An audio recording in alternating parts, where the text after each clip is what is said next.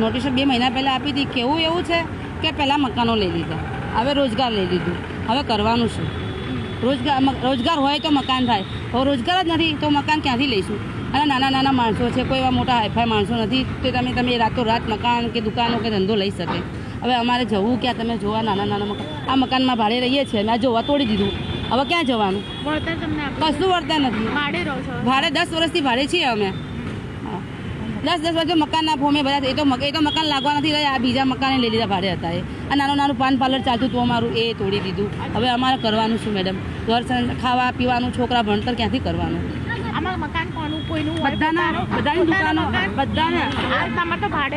અમારું પોતાનું મકાન ને દુકાન નીચે હતી. દુકાન તો તોડી નાખી. હવે દરજી કામનો ધંધો હતો અમારો. હવે અમારે દુકાન લઈ શકતા નથી. 12,000 15,000 ભાડું છે. એટલી અમે તાકાત નહીં ટેલરનો ધંધો કરીએ કે એવી દુકાન લઈએ.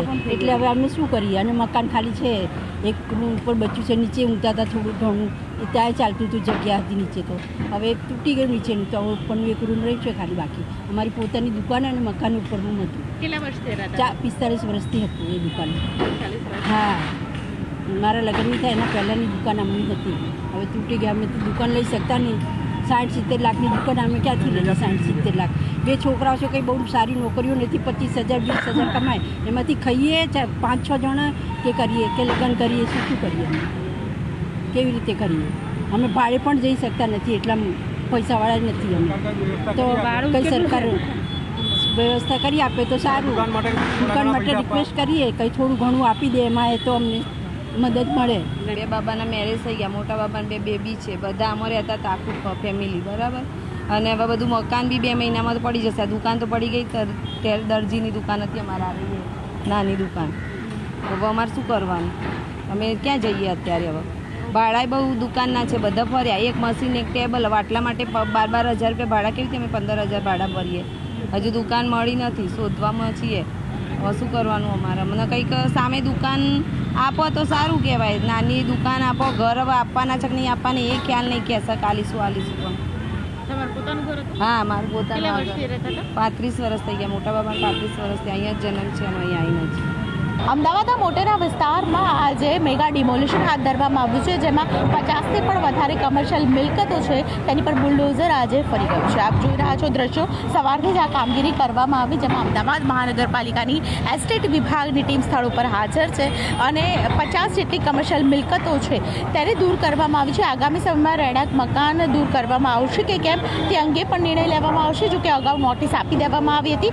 મારી સાથે ડેપ્યુટી ટીડીઓ છે એસ્ટેટ વિભાગના મહેશભાઈ કબિયાર, તેમની સાથે વાત કરીશું. મહેશભાઈ, જે પ્રકારે કામગીરી હાથ ધરવામાં આવી, વધારે મિલકતો તોડવાની કેવી રીતે કામગીરી કરવામાં આવશે કે 50 જેટલી જ આજે મિલકતો?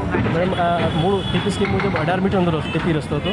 એ રીડીપી મુજબ 61 મીટરનો કરવાનો છે. બંને બાજુ જેટલી વાઇડનિંગ કરવાનું છે એનું આજે એ પૈકી કોમર્શિયલ યુનિટ જેટલા છે એ યુનિટનું આજે અમલીકરણનું કાર્યવાહી હાથ ધરેલી છે. જેમાં આજે 52 યુનિટ છે જેનું અમલીકરણ લીધેલું છે. એટલે કયાથી ક્યાં સુધીનો રસ્તો છે તે ખાલી કરવામાં? સાબરમતી ટોલ નાકાથી નરેન્દ્ર મોદી સ્ટેડિયમના ગેટ નંબર 1 જે ખરો ને 1 નંબર ત્યાં સુધીના પોર્શનની અમલીકરણની કાર્યવાહી હાથ ધરવામાં આવશે. એક્વાટિક સ્ટેડિયમ બનાવવાની એ એક્વાટિક એ અંદરનો વિસ્તાર છે, પણ મેઇન ટીપી રસ્તાનું જે અમલીકરણ છે ગેટ નંબર 1 સુધીના અમલીકરણની કરવામાં આવશે. આગામી સમયની અંદર કેવી કાર્યવાહી કરવામાં આવશે? અન્ય કોઈ મકાનોને નોટિસ આપવામાં આવી છે? રહેણાંક મકાન છે તેને પણ તોડી પાડવાની કોઈ કામગીરી છે? પ્રક્રિયા સ્ટેજ વાઇઝ ચાલુ છે.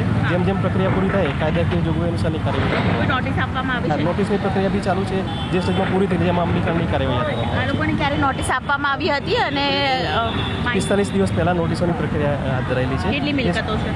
એ 200 જેટલી છે મિલકતો. ટોટલ 200 જેટલી છે. અને એમાંથી આજે કોમર્શિયલ જે 52 છે એનું અમલીકરણ હાથ ધરેલું છે. બિલકુલ. તો 52 જેટલી કમર્શિયલ મિલકતો છે તેની ઉપર આજે બુલડોઝર ફરી ગયું છે. 200થી પણ વધારે મિલકતો છે તેને નોટિસ આપી દેવામાં આવી છે અને રહેણાંક મકાન છે તેના ઉપર પણ ખાસ કરીને કાર્યવાહી કરવામાં આવશે. સ્ટેજ વાઇઝ કાર્યવાહી છે તે કરવામાં આવશે તેવું એસ્ટેટ વિભાગનું કહેવું છે. આજે સવારથી 50 જેટલી જે કમર્શિયલ મિલકતો તોડી પાડવામાં આવી છે. લોકોનો રોષ પણ સ્થળ ઉપર હાલ જોવા મળી રહ્યો છે. કેમેરા પર્સન નિલેશ સોસા સાથે દીપિકા કુમાર, ન્યૂઝ 18 ગુજરાતી, અમદાવાદ.